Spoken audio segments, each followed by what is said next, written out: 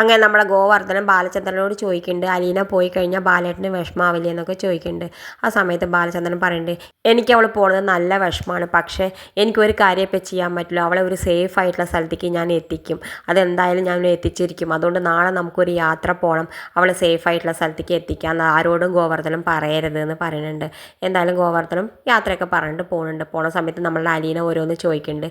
അലീനോട് നമ്മുടെ ഗോവർദ്ധനം പറയുന്നുണ്ട്, ഇപ്പം തമാശ പറയേണ്ട സമയമല്ല, ഞാൻ സീരിയസ് ആണെന്ന് പറയുമ്പോൾ എനിക്കറിയാം നാളെ നിങ്ങൾ യാത്ര പോകാനുള്ള തീരുമാനത്തിലാണെന്ന് എനിക്കറിയാം, അതും എനിക്ക് വേണ്ടിയിട്ടാണ്, എന്നെ സേഫ് ആയിട്ടുള്ള സ്ഥലത്തേക്ക് എത്തിക്കാൻ വേണ്ടിയിട്ടാണ് അച്ഛൻ യാത്ര പോകണതെന്ന് എനിക്കറിയാം എന്നൊക്കെ പറയുന്നുണ്ട്. അപ്പോൾ ഗോവർദ്ധനം ഒന്നും മിണ്ടാതെ ഇറങ്ങിപ്പോണ്ട്. എന്തായാലും പിറ്റേ ദിവസം നമ്മുടെ ബാലചന്ദ്രനും ഗോവർദ്ധനും കൂടി യാത്ര പോകുന്നുണ്ട്. പിന്നെ കാണിക്കേണ്ടത് നമ്മുടെ മനു അലീനെ വിളിച്ചിട്ട് പറയുന്നുണ്ട്, നിന്റെ തീരുമാനത്തിൽ ഒരു മാറ്റമില്ലേ എന്ന് ചോദിക്കുന്നുണ്ട്. ആ സമയത്ത് നമ്മുടെ അലീന പറയുന്നുണ്ട്, എന്ത് മാറ്റാം മനു ഏട്ടാ, ഞാൻ ഇവിടുന്ന് പോയിട്ടില്ലെങ്കിൽ ഒരിക്കലും നമ്മുടെ മാഡം ഇങ്ങോട്ട് തിരിച്ചു വരില്ല, മാഡം ഇങ്ങോട്ട് തിരിച്ചു വരാൻ വേണ്ടിയിട്ട് മാത്രം ഞാൻ ഇവിടുന്ന് പോവാണ്, അതുകൊണ്ട് എനിക്ക് പോയേ പറ്റൂ എന്നൊക്കെ പറയുന്നുണ്ട്. പിന്നെ കാണിക്കണം നമ്മുടെ മനു വൈദ്യരുടെ അടുത്ത് സംസാരിക്കാൻ പോകേണ്ട അലീനയ്ക്ക് വേണ്ടിയിട്ട്. എന്നിട്ട് ചോദിക്കേണ്ട, ആൻറ്റിക്ക് അവിടെ 3 മക്കളില്ലേ, അവർക്ക് വേണ്ടി തിരിച്ചു പോയിക്കൂടെ എന്നൊക്കെ ചോദിക്കേണ്ട. ആ സമയത്ത് നമ്മുടെ വൈദ്യ പറയുന്നുണ്ട്, അവർക്കിപ്പോൾ ഞാനല്ല അമ്മ, അവരുടെ രണ്ടാനമ്മ അലീനയാണ്, അവർക്കിപ്പോൾ അവൾ മതി, ഞാൻ വേണ്ട എന്നൊക്കെ പറയുന്നുണ്ട്. എന്തായാലും നമ്മുടെ മനു പറയുന്നുണ്ട്, ആൻറ്റിക്ക് ഒന്നും കൂടി ആലോചിച്ചൂടെ, ഒന്നും കൂടി തിരിച്ചു പോക്ക് ആലോചിച്ചൂടെ എന്നൊക്കെ ചോദിക്കും. വൈദ്യയാണെങ്കിൽ പോകാൻ ഒട്ടും കൂട്ടാക്കണില്ല.